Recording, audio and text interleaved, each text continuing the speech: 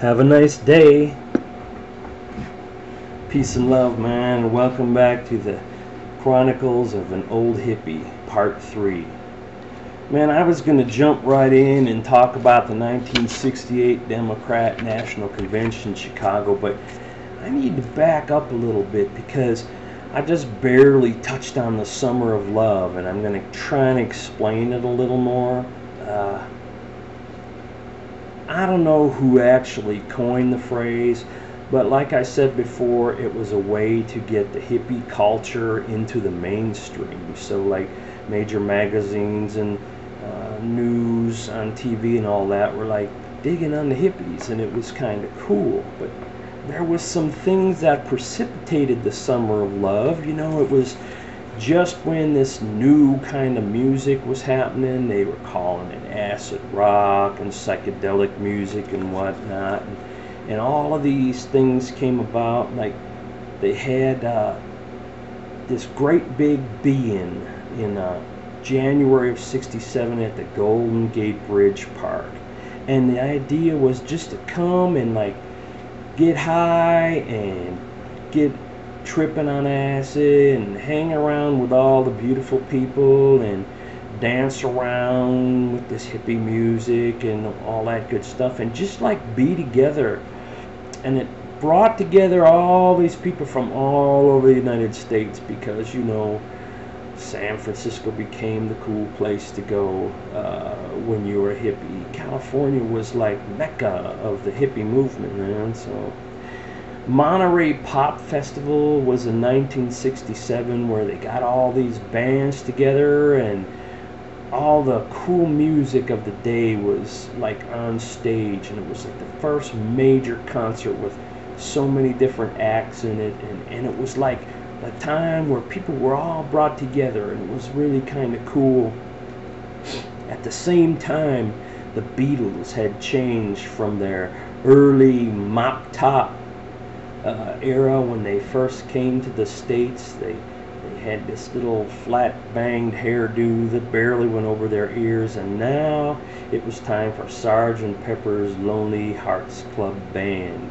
In 1967, in June, that album came out, and it had all these psychedelic songs on it and all these things where they were basically living the hippie life, man. And so some of these things kind of like brought all of this hippiness together, and you know, that's kind of what the Summer of Love was all about. There was a lot of terminology used, and I touched on one, which was psychedelic.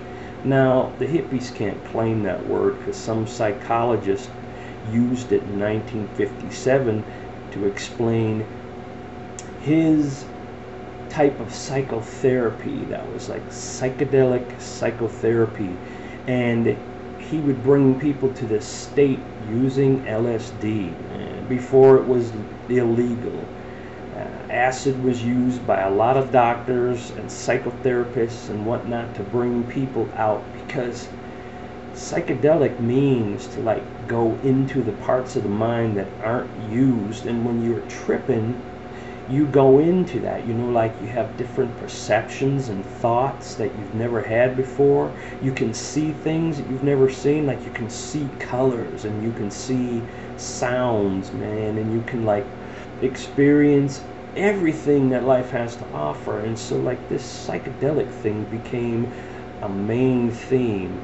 Not everybody was tripping, but those who did shared that experience, and they shared it in their music and in their artwork and in their writing, and all of these things came to the forefront. Timothy Leary was like the psychologist, and he said, you know, man, I'm so cool about this LSD stuff, man. And he started a counterculture where he had this phrase, turn on, tune in, drop out.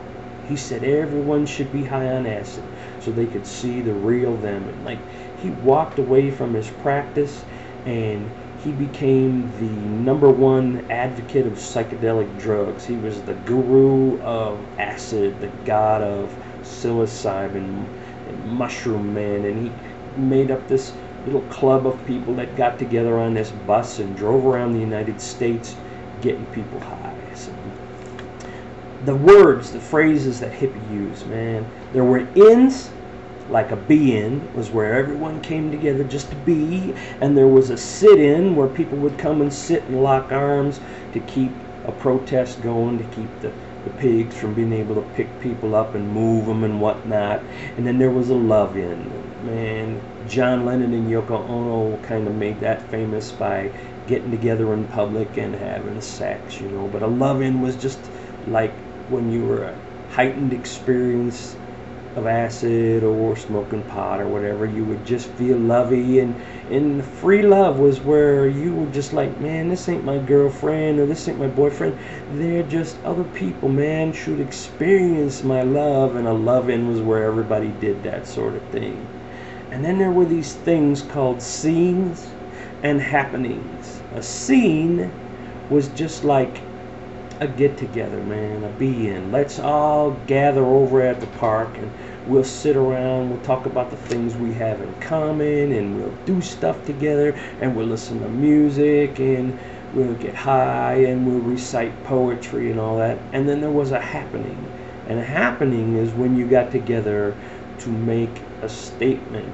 And that would have been like a march or a walk or a protest. That was a happening. So like someone would say, hey man, you going to the happening?